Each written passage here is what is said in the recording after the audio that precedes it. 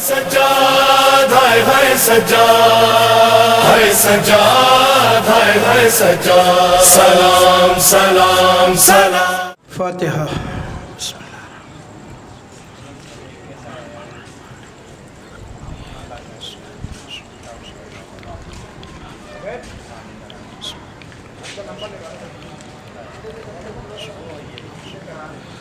صلوات بھیجی محمد و آل محمد پر.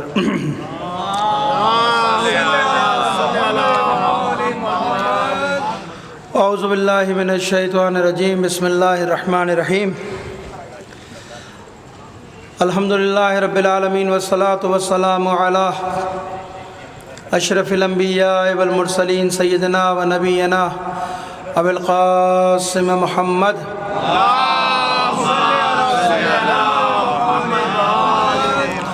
وعلى طیبین الطاہرین المعصومین المظلومین ولعنۃ اللہ علی اعدائهم اجمعین من الآن الى قیام یوم الدین. اما بعد فقد قال اللہ تعالی فی محکم کتابہ المبین وهو اصدق القائلین وقوله الحق. بسم اللہ الرحمن الرحیم. یا ایھا الذین آمنوا اتقوا اللہ وابتغوا الیہ الوسیلہ وجاہدوا فی سبیلہ لعلکم تفلحون. صلوات بھیجی محمد وعلی محمد. فیضان محترم گزارش ہے کہ تھوڑا آگے تشریف لے آئیں تاکہ بعد میں آنے والوں کو مسئلہ نہ ہو, مجھے بھی گفتگو کرنے میں تھوڑی سی آسانی ہو. ایک بار صلوات بھیجی محمد وعلی محمد پر.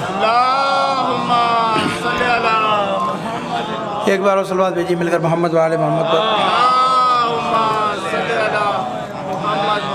فیضان محترم آج سلسلہ کلام کی یہ 5ویں اور آخری مجلس ادا ہے.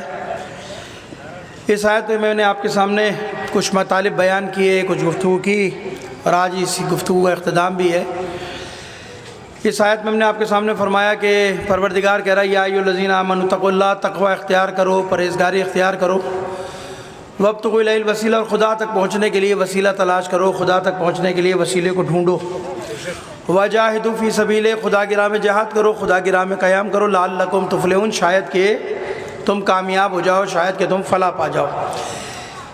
4 دن ہم نے اس آیت کی ذیل میں گفتگو کی. دیکھیے, خدا کی بارگاہ میں خدا تک پہنچنے کا بہترین وسیلہ اگر خدا نے کسی چیز کو قرار دیا, وہ اہل بیت کو قرار دیا.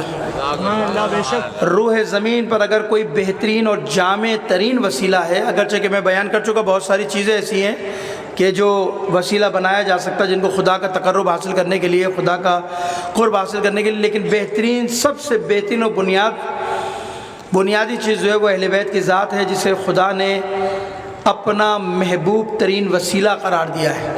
اور اگر ان کے وسیلے سے انسان دعائیں مانگے, ان کے وسیلے سے انسان اگر خدا کی بارگاہ میں توسل کرے, تو خدا جلد ہی ان کے وسیلے سے ان کی دعاؤں کو قبول کر لیتا ہے, اور ان کے وسیلے دعا رد نہیں ہوتی, کبھی یاد رکھیے گا. تو پروردگار عالم کہہ رہا ہے وسیلہ تلاش کرو. اور اللہ نے اہل بیت کو, دیکھیے میں آپ کے سامنے پہلے بھی عرض کر چکا, اور دوبارہ پھر میں اس بات کا اشارہ کرتے بات کو آگے بڑھاؤں گا کہ اہل بیت کو بھیجنے کا بنیادی مقصد, اہل بیت کو یا انبیاء کو مبعوث کرنے کا بنیادی مقصد کیا ہے؟ ان کا بنیادی مقصد یہ ہے کہ انسان کو پستی سے بلندی کی طرف لے جائیں. یعنی اہل بیت کو جو بھیجا گیا, یا اہل بیت کو جو خدا نے اپنا نمائندہ قرار دیا, ان کا بنیادی کام کیا تھا؟ ان کا بنیادی کام یہ تھا کہ بھٹکی ہوئی انسانیت کو, جو انسانیت گمراہی کے راستے پہ, بھٹکے ہوئے راستے پر ہے, انبیاء کا کام, ائمہ کا کام یہ تھا کہ اس بھٹکی ہوئی انسانیت کو جمع کریں اور اس کو ایک راستہ متعین کر کے دیں, اور یہ وہی راستہ ہوگا جو انسان کو خدا تک پہنچائے گا. یعنی مقصود کیا ہے انسان کی خلقت کا؟ انسان کی خلقت کا مقصود خدا کی ذات کی معرفت, خدا تک پہنچنا ہے. بلکہ میں خود امام حسین علیہ الصلوۃ والسلام ارشاد فرماتے ہیں, انہی کے قول سے بات کو آگے بڑھاتا ہوں. دیکھیے سید الشہداء نے انسان کی خلقت کے مقصد کو بیان کرتے ہوئے فرمایا کہ لوگوں, اللہ نے انسان کو کیوں پیدا کیا ہے؟ ایھا الناس ما خلق العباد الا لیعرفوہ, لوگوں اللہ نے تمہیں پیدا نہیں کیا, اللہ نے تمہیں خلق نہیں کیا مگر یہ اس لیے پیدا کیا, اس لیے خلق کیا کہ تم اپنے رب کی معرفت حاصل کرو, اپنے رب کو پہچانو. امام کیا کہہ رہے ہیں؟ تمہاری خلقت کا مقصد ایسا نہیں ہے کہ تمہیں ابس خلق کر دیا گیا, تمہاری خلقت کا کوئی ہدف نہیں ہے, تم بے معنی ہو. مثلا جیسے جانوروں کو خلق کر دیا, جانوروں کا کوئی ہدف ہوتا ہے؟ کوئی مقصد ہے جانوروں کا؟ نہیں ہے, کوئی ہدف نہیں ہے. صبح اٹھتے, کھاتے پیتے, چڑھتے, بس ہم بھی کھاتے پیتے چرنے والے بن جائیں تو حیوان ناطق اسی لیے تو کہا جاتا ہے ہمیں، لیکن ہمارے زندگی کے کچھ اصول بنا دیے کہ ان راستوں پہ چلو گے تو تم کامیابی کے راستے پہ گامزن ہو جاؤ گے۔ جانوروں کو عقل نہیں دی، انسان کو عقل دے کر پروردگار نے تمام مخلوقات پر افضلیت عطا کر دی ہے، عقل کی بنا پہ پروردگار عالم نے۔ تو عقل سے خدا کو پہچانو، خدا کی معرفت عقل کے ذریعے ہوگی۔ امام کہہ رہے ہیں کہ تمہاری خلقت کا مقصد کیا ہے؟ معرفت الہی، خدا کو پہچاننا، خدا کی معرفت حاصل کرنا۔ اچھا کیوں؟ سوال ہے نا کہ مولا کیوں خدا کی معرفت حاصل کریں؟ معرفت الہی سے ہمیں کیا فائدہ ہوگا، نتیجہ کیا نکلے گا؟ کہ امام کہہ رہے ہیں اللہ نے ہمیں اپنی معرفت کے لیے خلق کیا، ٹھیک ہے، خدا کی معرفت ہم نے حاصل کر لی، کوشش کی، حاصل ہو گئی، تو فائدہ کیا ہوگا، نتیجہ کیا ہوگا؟ امام کہہ رہے فَإِذَا عَرَفَهُ عَبْدُ، جب تم اس کو پہچان لوگے، جب اس کی معرفت حاصل کر لوگے، جب خدا کی شناخت تمہیں ہو جائے گی، خدا کی معرفت حاصل ہو جائے گی، تو خود بخود تمہاری پیشانی خدا کی بارگاہ میں جھک جائے گی۔ یعنی خود بخود تم اپنے آپ کو خدا کی بارگاہ میں تسلیم کر لو گے، پھر تمہیں دلائل کی ضرورت نہیں پڑے گی، تمہیں حقائق کی ضرورت نہیں پڑے گی کہ تم یہاں پوچھنے جا رہے ہو، وہاں پوچھنے جا رہے ہو کہ اللہ کی عبادت کیوں کریں، اللہ کو کیوں اس کی عبادت کریں، کیوں نماز پڑھیں، کیوں روزہ رکھیں۔ امام فرما رہے جب تم اللہ کو پہچان لو گے، جب اللہ کی معرفت ہو جائے گی تمہیں، تو خود بخود تمہاری پیشانی جھکے گی کہ اگر کوئی لائق عبادت ہے تو وہ خالق کائنات کی ذات ہے، اسے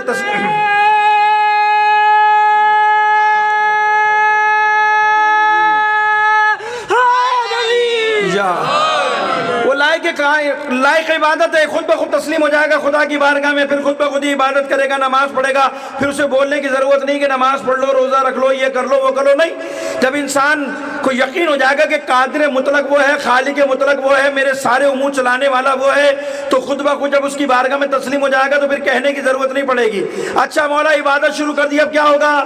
پھر امام ایک راز بتا رہے ہیں انسان کو، ایک راز سے آشنا کریں۔ وہ کیا کہہ رہے ہیں؟ دیکھو فائزہ عرف عبدو، جب اس کی معرفت حاصل کر لو گے تو کیا کرو گے؟ اس کی عبادت کرو گے، بندگی کرو گے۔ جب تم اس کی بندگی کرنے لگ جاؤ گے، اس کی عبادت کرنے لگ جاؤ گے، تو وہ خالق تمہیں اتنی عزت عطا کرے گا، اتنی عزت عطا کرے گا، ہر ایک کی عبادت سے خدا تمہیں بے نیاز کر دے گا۔ یعنی پھر تم کسی اور کی عبادت کے محتاج نہیں رہو گے۔ پروردگار امام فرما رہے جب اس کی عبادت کرنے لگو گے، خدا ہر ایک کی عبادت سے، ہر ایک کے سامنے تمہیں سر جھکانے سے جو ہے بے نیاز کر دے گا، پھر تمہیں محتاج نہیں ہوگے کبھی سپر پاور، کبھی اس سپر پاور، کبھی اس سپر پاور۔ امام کہہ رہے کہ پھر ساری سپر پاور ایک طرف ہوں گی، سب سے بڑی سپر پاور خالق کی ذات ہے، وہ تمہیں عزت عطا کرے گا، وہ تمہیں سرخروئی عطا کرے گا، کامیابی عطا کرے گا۔ اور آپ کربلا کی مثال کتنی بڑی ہے، کتنی بڑی طاقت تھی۔ جب پورے مسلمانوں نے امام حسین کی بیعت کر لی تھی تو امام حسین کو بھی کر لینی چاہیے تھی۔ بھائی سارے بلاد اسلامی نے بیعت کر لی تھی، سارے یزید کے سامنے گھٹنے ٹیک گئے تھے، لیکن امام حسین نے بیعت کیوں نہیں کی؟ وہ بھی کر لیتے بیعت، کیا ہوتا؟ لیکن امام کو پتا تھا کہ میں اس خالق کے کائنات کے سامنے اپنی پیشانی جھکا چکا ہوں جو تمام طاقتوں سے بالا ہے، وہ ایسی طاقت رکھتی ہے کہ جس کے سامنے دنیا کی کوئی طاقت حیثیت نہیں رکھتی۔ تو عزیزو، جس حسین نے اللہ کے سامنے اپنی پیشانی کو جھکایا تو اسی خدا نے کہا نا، اے حسین تو نے کربلا میں اپنی بندگی کا حق ادا کر دیا، تو نے اپنی پیشانی کو میرے سامنے جھکا دیا، اب میں اپنا حق ادا کروں گا۔ تو نے بندگی کا حق کربلا میں ادا کیا، اب میں اپنا حق یہ ادا کروں گا کہ قیامت تک اگر پوری دنیا تجھے مٹانا چاہے فنا ہو جائے گی، لیکن حسین تجھے ختم نہیں ہونے دوں گا۔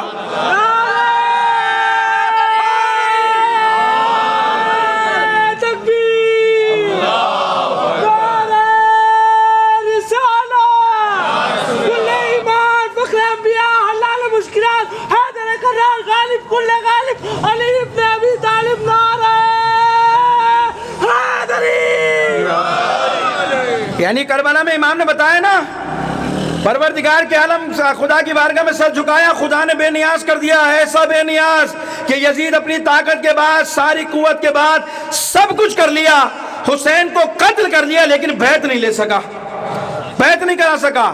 اور آج بھی دیکھ لیجئے پوری دنیا حسین کے مقابلے پہ کھڑی ہے نہیں کھڑی ہے؟ پوری دنیا کو امام حسین نے ایک بیعت کا انکار کیا تھا، آج سارے یزیدی میدان میں آ گئے، آگے نہیں آ گئے، کسی طرح حسین کو ختم کر دیں، حسین کو ختم کر دیں۔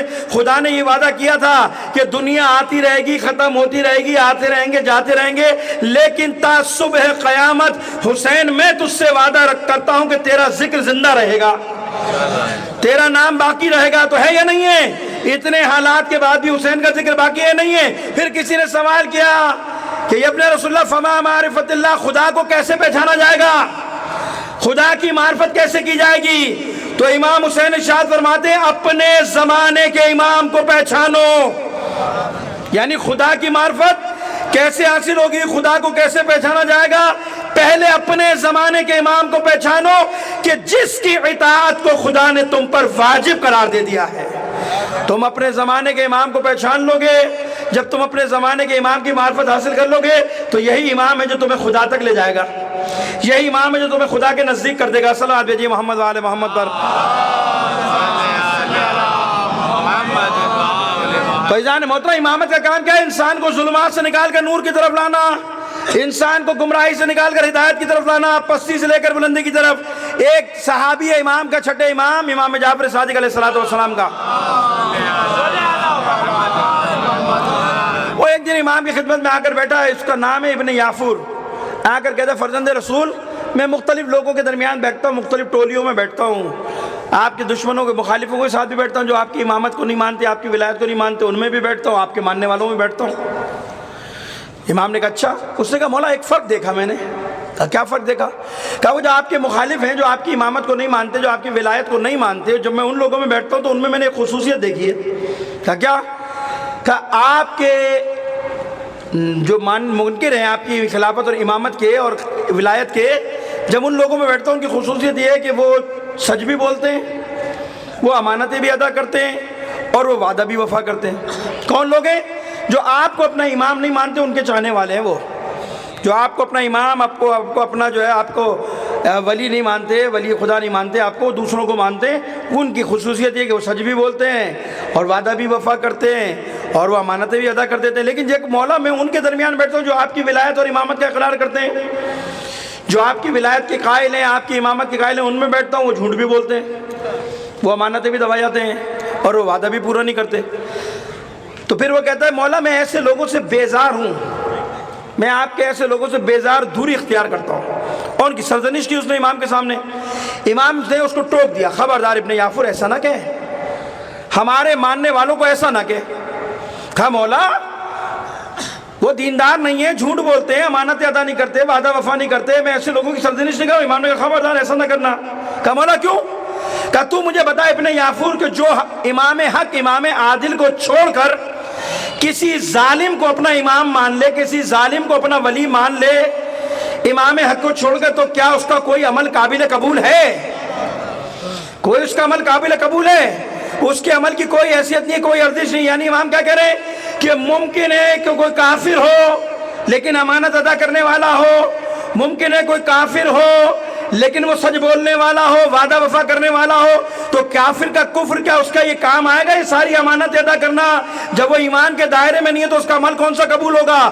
تو امام اسے سمجھاتے ابن یافور ان کی مذمت نہ کہہ کر، جنہوں نے باطل کو اپنا امام بنایا، امام حق کو چھوڑ کر، اس کے عمل کی کوئی ارزش نہیں ہے، اس کے عمل کی کوئی حیثیت نہیں ہے۔ سن ابن یافور، کیا تو نے قرآن کی آیت نہیں پڑھی؟ اللہ ولی الذین آمنوا یخرجہم من الظلمات الی النور، کہ پروردگار کہہ رہا ہے اللہ ان لوگوں کا ولی ہے جو صاحبان ایمان ہیں۔ اللہ کیا کرتا ہے مومنین کے لیے؟ انہیں ظلمات سے نکال کر نور کی طرف لاتا ہے۔ امام کیا کہہ رہے ہیں؟ ابن یافور تو نے پڑھا کہ اللہ ان مومنوں کا ولی ہے، اور کیا کرتا ہے ان ولیوں کا، مومنوں کا ولی ہے، کیا کرتا ہے خدا؟ ان مومنوں کو ظلمات سے نکال کے نور کی طرف لاتا ہے۔ جانتا یہ لوگ کون ہیں؟ کہا یہ وہ لوگ ہیں کہ جو ہماری امامت کے قائل ہیں، ہماری ولایت کے قائل ہیں، لیکن گناہ کر بیٹھے، خدا کی معصیت کر بیٹھے، بس اللہ ہماری ولایت، ہماری امامت کے ذریعے ان کو یہ توفیق دے گا کہ یہ اپنے گناہوں کی توبہ کریں گے، اور یہ توبہ کرنا سبب بنے گا کہ خدا انہیں ظلمات سے نور کی طرف لے آئے گا۔ صلوات بھیجیے محمد و آل محمد پر۔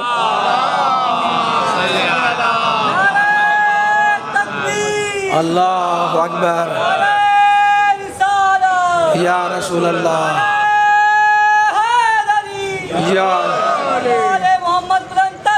اللہم صلی علی محمد وآل محمد۔ یعنی امام نے کیا کہا کہ جن لوگوں نے جو اللہ مومنوں کا ولی وہ کیا کرتا ہے، وہ ان لوگوں کو ظلمات سے نور کی طرف لاتا ہے۔ ظلمات سے مراد امام نے کہا ہمارے گناہ گار لوگ جو گناہ کر بیٹھے، خدا کی معصیت کر بیٹھے، خدا کی نافرمانی بہت سارے معاملات میں کر بیٹھے، تو کیا ہوگا؟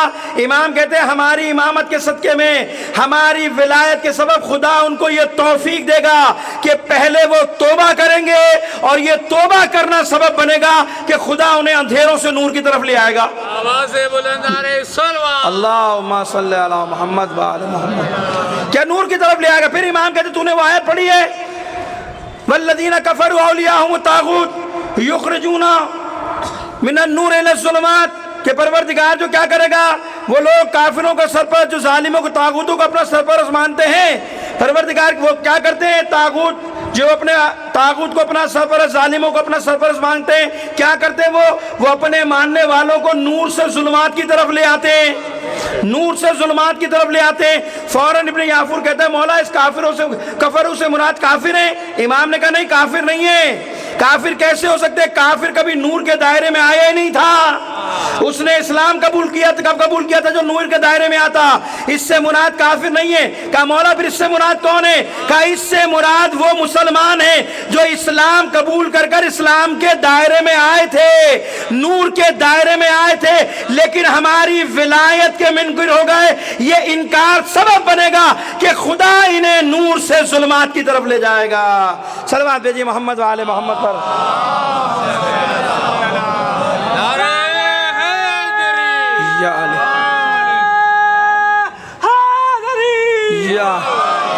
یعنی جن لوگوں نے ہماری امامت کو چھوڑ دیا، خدا انہیں نور سے ظلمات کی طرف لے جائے گا۔ اسلام کے دائرے میں تو آ گئے تھے، مسلمان تو ہو گئے تھے، نور کے دائرے میں آئے، لیکن ہماری امامت کو چھوڑ دیا۔ جب ہماری امامت کو چھوڑا تو کیا ہوا؟ وہ نور سے نکل کر ظلمات میں چلے گئے۔ تو عزیزان محترم کتنی بڑی نعمت ہے امامت، امامت کتنا بڑا وسیلہ ہے خدا تک پہنچنے کے لیے۔ یہ امامت ہی ہے جو انسان کو اندھیروں سے اور ضلالت سے نکال کر نور کی طرف لاتی ہے، یہ امامت کا کردار ہے۔ تو خدا کا شکر ادا کیا کرو، پروردگار نے ہمیں امامت کے دروازے پر پیدا کیا، ہمیں اہل بیت کا ماننے والا بنایا، اور اہل بیت کا گھرانہ وہ واحد وسیلہ ہے کہ جو دنیا میں بھی انسان کے کام آتا ہے اور آخرت میں بھی اہل بیت انسان کے کام آئیں گے۔ یہ وہ وسیلہ ہے دنیا کا سب سے بڑا، کائنات کا، اور اسی لیے پروردگار کہہ رہا ہے وسیلہ تلاش کرو، خدا تک پہنچنے کے لیے وہ راستہ ڈھونڈو جو تمہیں خدا تک لے جائے گا، جو تمہیں صراط مستقیم کے راستے پہ گامزن کرے گا، وہ راستہ ڈھونڈو۔ کون ہے صراط مستقیم کا راستہ؟ کس کا راستہ ہے؟ قرآن تو کہہ چکا اِنَّا هَدَيْنَاهُ السَّبِيلَ اِمَّا شَاكِرًا وَإِمَّا كَفُورًا، ہم نے تمہیں ہدایت کا راستہ دکھا دیا، ہم نے تمہاری رہنمائی کر دی، تمہیں ہدایت کا راستہ دکھانے کے بعد اختیار بھی دے دیا۔ اب یہ اختیار تمہارے ہاتھ میں ہے کہ تم شکر گزار بندے بن جاؤ یا کفر اختیار کرنے والے بندے بن جاؤ۔ ہم نے تو ہدایت کا راستہ دکھا دیا، ظلمات بھی دکھا دی، ہدایت بھی دکھا دیا، امام حق کا راستہ بھی دکھا دیا، امام باطل کا راستہ بھی دکھا دیا، اختیار تمہیں دے دیا کہ اب تم صراط مستقیم پہ چلنے والے بن جاؤ یا کفر اختیار کرنے والے بن جاؤ۔ صراط مستقیم کون ہے؟ کون ہے؟ کس کے وسیلے سے انسان صراط مستقیم کا راستہ طے کرے گا؟ کوئی ہے معیار؟ صراط مستقیم کسے کہتے ہیں؟ کیا معیار ہے صراط مستقیم؟ قرآن نے کہہ دیا اہدنا الصراط المستقیم۔ آپ نماز پڑھتے ہیں، پانچوں وقت میں پڑھتے ہیں، دونوں رکعت میں یہ سورہ پڑھتے ہیں، الحمد نہیں پڑھتے، اور بار بار دعا کرتے ہیں اہدنا الصراط المستقیم اہدنا الصراط اچھا یہ آپ نہیں پڑھتے، وہ دشمن اہل بیت والے یہی پڑھتے ہیں۔ اچھا آپ دشمن اہل بیت کی کیا بات کر رہے ہیں؟ کربلا میں جو نماز پڑھی جا رہی تھی وہاں بھی پڑھی جا رہی تھی، یہاں بھی پڑھی جا رہی تھی، حور بھی دعا کر رہا تھا اہدنا الصراط المستقیم، اور وہاں عمر سعد بھی کہہ رہا تھا اہدنا الصراط المستقیم، یہاں جناب عباس بھی پڑھ رہے تھے نماز میں اہدنا الصراط المستقیم، وہاں شمر بھی کہہ رہا تھا اہدنا الصراط المستقیم۔ تو اہدنا الصراط مستقیم ہے کیا بھائی؟ جب یہ سارے دعا مانگ رہے ہیں کہ پروردگار ہمیں صراط مستقیم پر قائم رکھ، باقی رکھ، صراط مستقیم پر گامزن رکھ، صراط مستقیم ہے کیا؟ کون سا راستہ ہے؟ پیغمبر مسجد میں بیٹھے ہوئے خطبہ دے رہے ہیں، خطبہ دیتے دیتے ایک شخص کھڑے ہو گئے بیچ میں، یا رسول اللہ صراط مستقیم کیا ہے؟ میں صراط مستقیم دیکھنا چاہتا ہوں، صراط مستقیم بتائیے کیا ہے؟ خطبے کے دوران کھڑے ہو گئے مسجد نبوی میں، رسول خدا نے بٹھا دیا کہ بیٹھ جائیے، بیٹھ گئے، خطبہ چلتا رہا، پھر تھوڑی دیر بعد کھڑے ہو گئے کہ یا رسول اللہ میں نے آپ سے پوچھا صراط مستقیم کیا ہے؟ رسول نے کہا ہم نے بھی آپ کو کہا تھا بیٹھ جائیے، پھر بٹھا دیا، بیٹھ گئے۔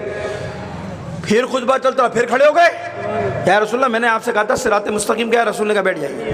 ابھی خطبہ جاری تھا، خطبہ چل رہا تھا کہ اچانک مسجد نبوی میں علی ابن ابی طالب داخل ہوئے۔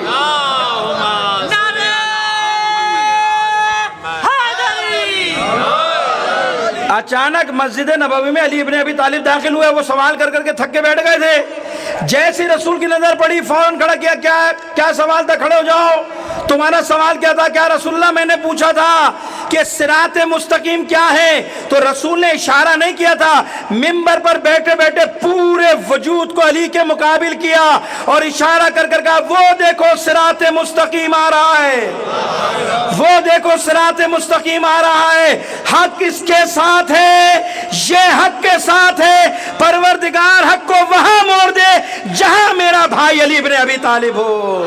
صلوات بھی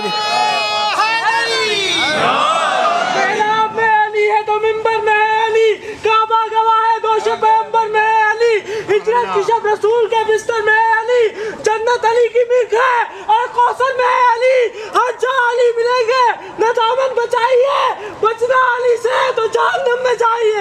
نعرہ حیدری یا علی۔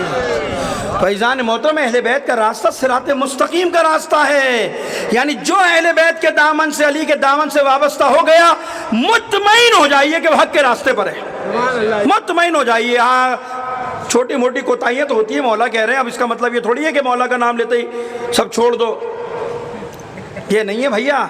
یہ اس مطلب کا بات نکال دے کہ مولانا نے کہہ دیا بس اہل تو اہل بیت ہے تو صحیح، پھر کچھ کرو نہ کرو، کیوں نہ کرو بھائی؟ اہل بیت اللہ کی بندگی کرتے ہوئے تو اس مقام تک پہنچے ہیں، ان کو کسی عبادت کی ضرورت تھی کیا ہیں؟ ان کو کوئی عبادت کی ضرورت تھی کیا؟ جب کسی نے، بلکہ میں روایت پڑھ رہا تھا، کسی نے پوچھا مولا کائنات یا کسی معصوم سے کہ مولا آپ اتنا اللہ کی عبادت، اتنی کیوں اللہ کی عبادت کرتے ہیں جبکہ آپ گناہوں سے دور ہیں، ہر چیز سے دور ہے، کبھی گناہ کے نزدیک آپ جا نہیں سکتے، گناہ آپ کے نزدیک پھٹک نہیں سکتے، پھر اللہ کی عبادت کیوں کر رہے ہیں؟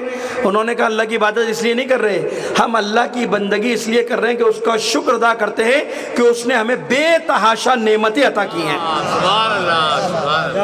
یعنی اس نے ہمیں نعمتیں دی ہیں، ہم اس کا شکر ادا کرتے ہیں، اور ہم ساری زندگی اس کی نعمتوں کا شکر ادا کر سکیں تو کر نہیں سکتے۔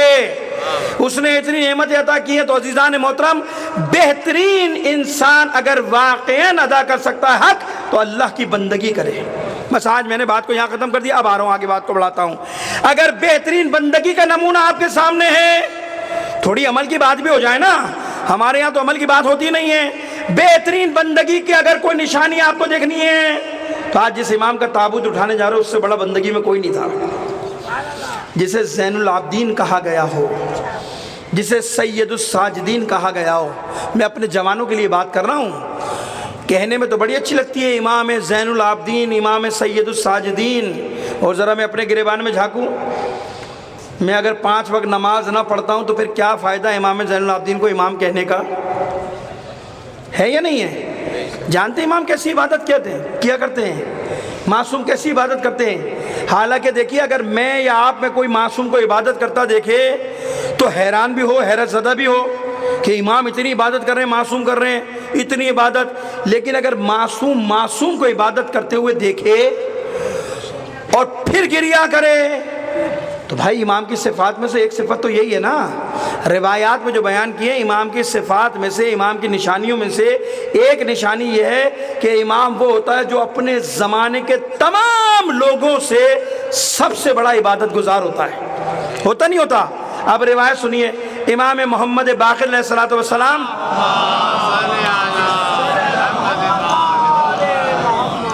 ارشاد فرماتے ہیں کہ ایک دن میں اپنے بابا کی خدمت میں حاضر ہوا، عبادت کر رہے تھے امام، کہتے جب میں امام کی خدمت میں، چوتھے امام کی خدمت میں حاضر ہوا تو بے ساختہ میری آنکھوں سے آنسو جاری ہو گئے، رونے لگ گیا۔ کس بنا پر؟ کہا میرے والد اتنی کثرت سے عبادت کیا کرتے تھے، اتنی عبادت کیا کرتے تھے، عبادت کے سبب وہ ضعیف ہو چکے تھے، اتنی عبادت کرتے تھے. چوتھے امام صلوات بھیجیے محمد والے محمد پر. آئیے مولانا, آئیے ایک بار صلوات بھیجیے محمد.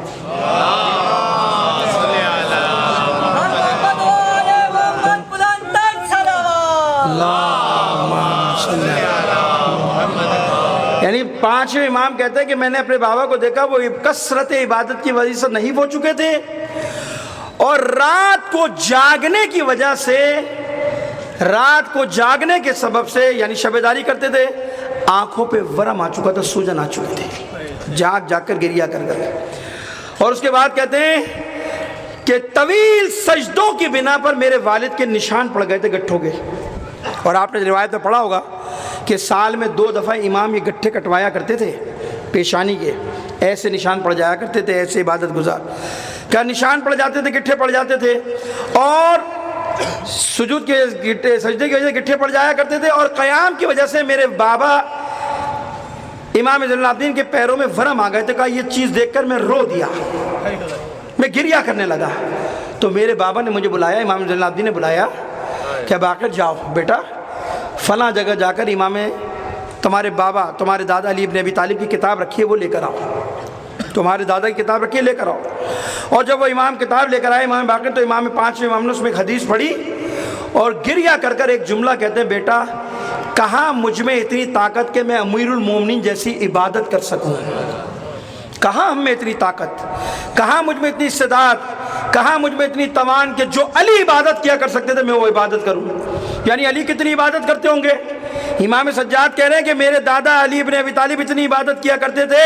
بعض روایت کہتی ہے کہ مولا کائنات دن میں 1000 رکعت نماز پڑھا کرتے تھے, 1000 رکعت نماز پڑھا کرتے تھے مولا کائنات. اور امام سجاد کے بارے میں یہ کہ ان کے 500 درخت تھے کھجور کے, ہر درخت کے نیچے 2 رکعت نماز پڑھا کرتے تھے.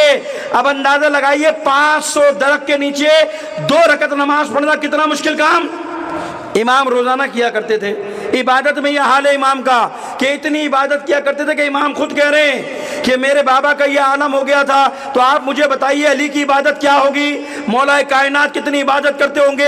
وہ جب ابن درداد پہنچ گیا تھا نا نخستان میں بنو نجار کے, اس نے علی کو عبادت کرتے ہوئے دیکھ لیا تھا, اور علی کی کثرت عبادت کو دیکھ کر آخر میں دیکھا کہ علی نے ایک چیخ ماری اور زمین پر گر گئے. یہ گھبرائے, علی کی نف پر ہاتھ رکھا اور جناب سیدہ کے دروازے پر یہ کہتا جو ہوا دوڑا کہ بی بی علی اس دنیا سے چلے گئے, بی بی علی اس دنیا سے چلے گئے.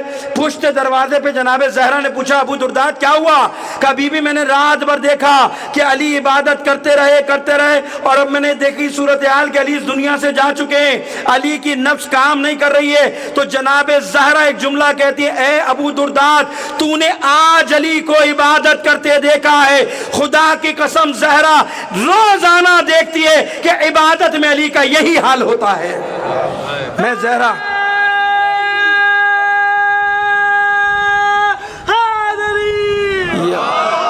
میں روز اللہم صلی علی محمد وآل محمد, میں روزانہ دیکھتی ہوں علی کی عبادت میں یہی حال ہوتا ہے. علی اسی طرح سے گریا کرتے ہیں, بے ساختہ زمین پر گر جاتے ہیں. تو نے ابو درداد آج پہلی دفعہ دیکھا ہے؟ راوی کہتا ہے ایک دن میں عبادت کر رہا تھا, گھر میں مجھے رونا نہیں آتا تھا, اور یہ سوچ کے خانہ کعبہ کی طرف بڑھا کہ خانہ کعبہ کا خلاف پکڑ کر کچھ روؤں تاکہ رونا آئے تو اپنے گناہوں کی بخشش طلب کروں, خدا سے توبہ کروں. کہا یہ سوچ کر میں خانہ کعبہ میں گیا تو میں نے دیکھا کہ ایک جوان پہلے ہی خانہ کعبہ سے لپٹا ہوا ہے, گریا کر رہا ہے, رو رہا ہے, اور کہا اس طرح سے مناجات کر رہا تھا کہ میرے قدم وہیں رک گئے, اور اس کے مناجات سن کر میری آنکھوں سے اشک جاری ہو کر رونا شروع کر دیا.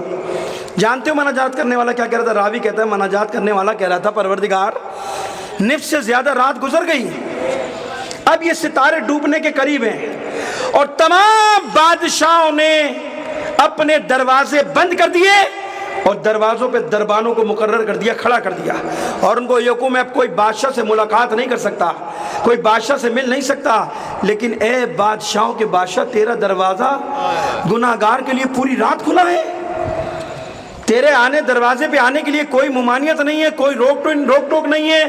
اے پروردگار گناہوں کے بوجھ کے ساتھ تیری بارگاہ میں آیا ہوں, اور اس امید کے ساتھ آیا ہوں کہ تو اپنے گناہگار بندے کو معاف کر دے گا، اور اگر پروردگار تو نے معاف نہ کیا تو تو خود بتا دے کہ میں کس کے دروازے پر جا کر مانگوں، تو بتا دے کہ کس کے دروازے پر جا کر توبہ کروں، کس سے جا کر دعا مانگوں۔ یہ راوی کہتا ہے کہ میں نے اتنا گریہ کیا اور میں نے سوچا جا کے تو دیکھوں یہ جوان ہے کون جو خدا کی بارگاہ میں اس طرح سے مناجات کر رہا ہے، اس طرح سے گریہ کر رہا ہے، راز و نیاز کر رہا ہے۔ راوی کہتا ہے میں نے کاندھے پہ ہاتھ رکھا، اس جوان نے مجھے مڑ کر دیکھا، وہ کوئی اور نہیں تھا، وہ تمہارا چوتھا امام سجاد تھے، جو اس طرح سے خدا کی بارگاہ میں دعا کر رہے تھے۔ کہاں عبادت امام اور کہاں ہم گناہگار۔ اب مجھے بتائیے، اپنا محاسبہ ہم خود کر لیں۔ ہماری تو نماز کا بھی حال یہ ہے کہ 2 رکعت نماز میں بھی لاکھوں کا حساب کتاب کر کے بیٹھ جاتے ہیں، اس سے لینا اس سے دینا ہے، کہیے نہیں ہے؟ ہم تو تجارت کی عبادت کرتے ہیں نا، عبادت بھی ہماری تجارتوں کی طرح، یہ ساری چیزیں ہمارے تو سارے عمل کی صورتحال آپ مجھ سے بہتر جانتے نہیں عزیزو۔ اہل بیت کے دامن سے وابستہ ہونے کا نتیجہ یہ کہ انسان کے عمل میں تبدیلی آئے۔ میں نہ کہوں کہ میں علی کا مرید ہوں، میں علی کا چاہنے والا ہوں، یہ فخر نہیں ہے۔ علی کہیں کہ یہ میرا چاہنے والا ہے، معصوم کہیں کہ یہ ہمارا ہے، یہ فخر کی بات ہے، یہ فخر کی بات ہے۔ میں کہتا رہوں میں علی کا ملنگ ہوں، میں علی کا ملنگ ہوں، میں علی کا ملنگ ہوں، اور میں کیا بولوں، ملنگ بھی ایسے ہمارے یہاں تو خدا بس اللہ پناہ دے، ملنگوں کی صورتحال بھی آپ کے سامنے بھائیا، کیا کیا باتیں کروں میں آپ کے سامنے۔ لوگ بعض اوقات ناراض ہو جاتے ہیں کہ آپ تو مولانا تھوڑا سے بھی کہیں آسرا نہیں کرتے ہیں، ساری باتیں کر جاتے ہیں، تو کیوں نہ کروں بھائی۔ ہمارے یہاں ملنگ کا معیار یہ ہے کہ جو کم سے کم 7-8 مہینے نہایا نہ ہو، ہے نا، جو 7-8 مہینے نہاتا نہیں ہے، جس کے بڑے بڑے بال میں وہ لٹھیں بن جاتی ہیں۔ کسی سے پوچھو یہ علی کا بہت بڑا ملنگ ہے، واہ بھائی واہ، یہ علی کا ملنگ ہے، ہاں 8 مہینے نہایا نہیں ہے، نماز پوچھو روزہ پوچھو رکھا نہیں ہے، طہارت نجاست پوچھو جانتا نہیں ہے، نہ نماز پڑھتا نہ روزے پڑھتا رکھتا ہے، نہ حلال کا پتہ نہ حرام کا پتہ، ظاہر بھی نجیس باطن بھی، کون ہے؟ علی کا ماننے والا ہے۔ جو لوگ اس کو علی کی طرف منسوب کرتے ہیں ان کو شرم آنی چاہیے۔ علی وہ ہے جو آیت تطہیر کا مصداق ہے، علی آیت تطہیر کا مصداق ہے۔ نجس لوگوں کو، غلط لوگوں کو علی سے منسوب کرتے ہیں تو علی کی توہین ہے۔ علی کی عصمت کی طہارت کی گواہی تو قرآن دے رہا ہے کہ پروردگار نے یہ ارادہ کر لیا اہل بیت آپ کو اس طرح سے پاک و پاکیزہ رکھے، ہر رجس سے، ہر نجاست سے جیسے رکھنے کا حق ہے۔ اللہ اہل بیت کو طہارت دے رہا ہے، پاکیزہ بنا رہا ہے، اور جتنے لوگ ہیں 2 نمبر ان کو اٹھا، یہ علی کا ملنگ ہے، یہ علی کا ملنگ ہے۔ علی کا ملنگ یہ نہیں ہوتا کہ جس کو نہ حلال کا پتہ نہ حرام کا پتہ، نہ جس کا ظاہر پاک نہ باطن پاک ہے۔ علی کے ملنگوں کی تاریخ اٹھا کر پڑھو، خدا کی قسم علی کے ملنگ تمہیں نماز شب پڑھتے نظر آئیں گے، تمہیں عبادت کرتے نظر آئیں گے۔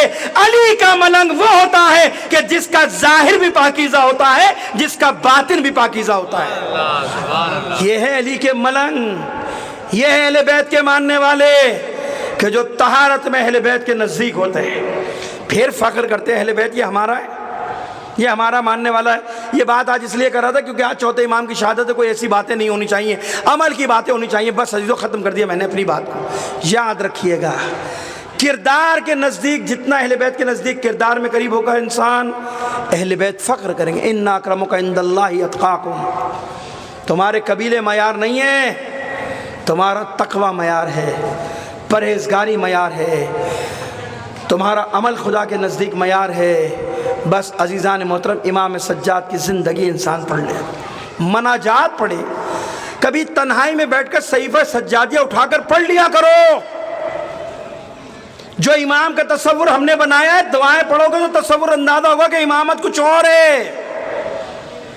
کیا سلیقہ مانگنے کا سکھایا ہے، کیا دعاؤں کا طریقہ بتایا ہے، کیا طریقہ انداز اپنایا ہے، گناہوں کی توبہ کیسے کرنی ہے، مغفرت رحمت کے لیے دعا کیسے مانگنی ہے، رزق میں وسعت کے لیے کیسے مانگنی ہے، والدین کی مغفرت کے لیے دعا کیسے کرنی ہے، ملکوں کی حفاظت کے لیے دعا کیسے کرنی ہے، سرحدوں کی حفاظت کے لیے کیسے دعا مانگنی ہے۔ امام سجاد کی دعائیں کھول کے پڑھو، ایسا جامع صحیفہ امام نے دیا ہے کہ انسان ساری زندگی خدا کا شکر ادا کرے تو شکر ادا نہیں کر سکتا۔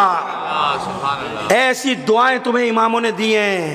ہمارے یہاں تو رواج ہی نہیں نا دعاؤں کا پڑھنے کا، ورنہ عزیزو جس مشکل میں امام اگر کسی مشکل میں آؤ تو صحیفہ سجادیہ کھول کے دیکھ لو، ہے ہمارے گھروں میں ہے، مفاتی تو شاید پھر کھل جاتی ہے۔ یہ امام سجاد کی مظلومیت ہے کہ صحیفہ کاملہ کم ہی کھلتی ہوگی، سچ بات کرنے کا عادی ہوں، نہیں کھلتی، مولویوں کے گھروں میں نہیں کھلتی بھائی، کسی اور کی عبادت کروں مفاتی کھل جائے گی، مولویوں کے گھروں میں بھی صحیفہ سجادیہ نہیں کھلتی۔ ہاں کوئی کام یاد آ گیا، کوئی مشکل یاد آ گئی تو کھل جائے، ورنہ خدا کی قسم وہ خود ایک ایسی کتاب ہے کہ پڑھو، امامت نے سلیقہ بتایا ہے کہ خدا سے کیسے مانگا جاتا ہے، خدا سے کیسے راز و نیاز کیا جاتا ہے، بندگی کا حق کیسے ادا کیا جا سکتا ہے، کیسے کیا جاتا ہے۔ اور عزیزو اہل بیت نے کربلا میں اپنی بندگی کا حق ادا کر دیا۔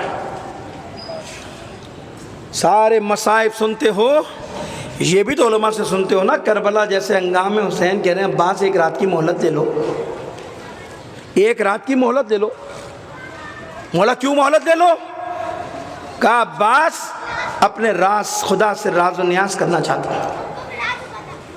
مقتل میں لکھا ہے پوری رات حسین کے اصحاب کے خیموں سے اور حسین کے خیموں سے اس طرح سے مناجات اور گریہ کی آوازیں آ رہی تھی جیسے شہد کے مکھیوں کے بھن بھنانے کی آوازیں آتی، اس طرح سے مناجات۔